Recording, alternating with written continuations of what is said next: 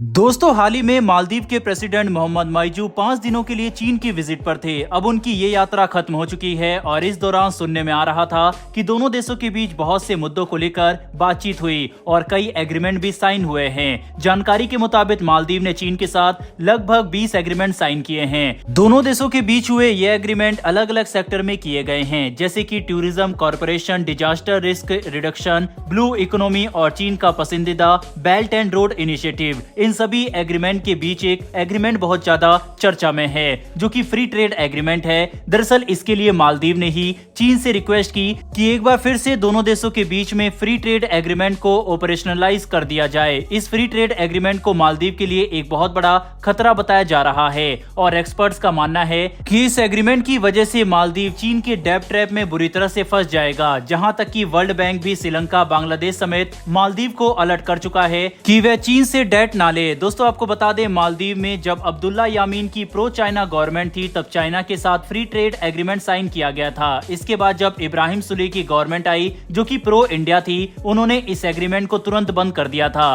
क्योंकि उनका मानना था इस एफटीए से मालदीव को कोई फायदा नहीं हो रहा है। अब इसी एग्रीमेंट को लेकर मालदीव के करंट प्रेसिडेंट मोहम्मद माइजू ने चीन से रिक्वेस्ट की है और कहा है कि इसे दोबारा से ऑपरेशनलाइज किया जाए। इसके अलावा मोहम्मद माइजू ने चीन से अपने देश में टूरिस्ट भेजने और बड़ी बड़ी कंपनीज को इन्वेस्टमेंट करने की भी रिक्वेस्ट की है। आमतौर पर एफटीए उन्हीं दो देशों के बीच साइन किया जाता है जिन्हें इससे बराबर का फायदा हो, लेकिन मालदीव और चीन के केस में ऐसा बिल्कुल भी नहीं है। इसके तहत जो सामान चीन से मालदीव में आ रहा था, उस पर किसी तरह की ड्यूटी नहीं लगाई जा रही थी, जिससे चीन को तो फायदा हो रहा था, लेकिन मालदीव की मेजर इकोनॉमी टूरिज्म और मछुआरे पर डिपेंडेंट है। इसीलिए इस फ्री ट्रेड एग्रीमेंट से मालदीव के मछुआरों को कोई फायदा नहीं मिल रहा था। बता दें कि 2022 में दोनों देशों के बीच $451.29 मिलियन का ट्रेड हुआ, जिसमें चीन ने मालदीव को $451.29 मिलियन के ही एक्सपोर्ट किए हैं और मालदीव के चीन को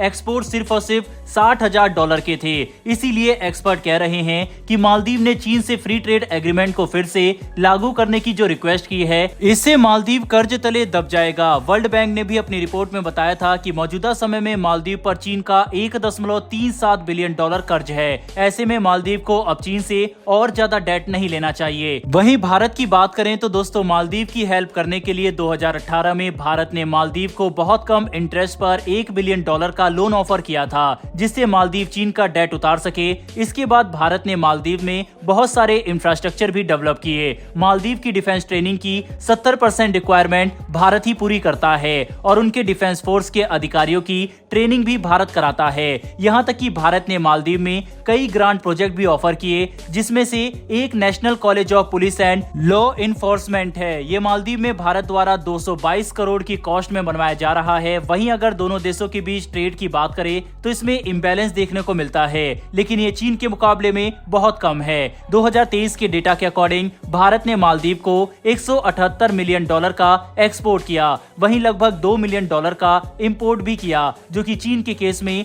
लगभग 0 के बराबर है। कुल मिलाकर देखा जाए तो मालदीव को यह समझना चाहिए कि चीन उसका दोस्त है या फिर दुश्मन, क्योंकि चीन ने अपने करीबी दोस्त पाकिस्तान तक को सिर्फ अपने फायदे के लिए यूज किया। इसमें श्रीलंका, बांग्लादेश, नेपाल भी शामिल है। आपके अकॉर्डिंग मालदीव चाइना के जाल में बुरी तरह से फंस जाएगा या फिर नहीं? अपनी राय कमेंट बॉक्स में बताइएगा। फिलहाल बढ़ते हमारी दूसरी खबर की तरफ, जो कि पीओके से निकलकर सामने आ रही है। दरअसल यूके की हाई कमिश्नर जैन मैरियट के द्वारा पीओके का विजिट किया गया है, जिसका भारत ने हाई ऑब्जेक्शन किया है। भारत की फॉरेन मिनिस्ट्री ने एक ऑफिशियल स्टेटमेंट इशू किया, जिसमें ब्रिटिश हाई कमिश्नर की इस विजिट को ऑब्जेक्शनेबल विजिट कहा गया और इस विजिट को भारत की सॉवरेनिटी और टेरिटोरियल इंटीग्रिटी के लिए अनएक्सेप्टेबल बताया है। इस स्टेटमेंट में यह भी मेंशन किया गया है कि जम्मू कश्मीर और लद्दाख की यूनियन टेरिटरीज भारत का इंटीग्रल पार्ट है। दरअसल यूके की हाई कमिश्नर जैन मैरियट ने 10 जनवरी को पीओके के मीरपुर को विजिट किया, जिसको लेकर पाकिस्तानी मीडिया ने बढ़ा चढ़ाकर कहा कि मैरियट पहली वुमेन ब्रिटिश हाई कमिश्नर है जिन्होंने पाकिस्तान विजिट किया।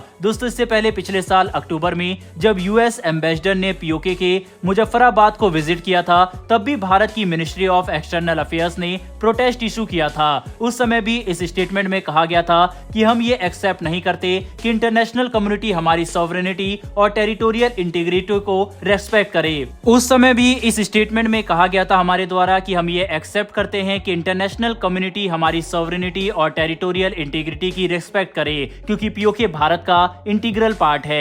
वहीं जैन मैरियट की पीओके विजिट के बाद सोशल मीडिया पर भी बवाल मचा हुआ है और लोग उनकी इस विजिट को शेमफुल कह रहे हैं। कुछ लोग British prime minister Rishi Sunak से डिमांड कर रहे हैं कि वह जैन मैरियट के अगेंस्ट एक्शन ले।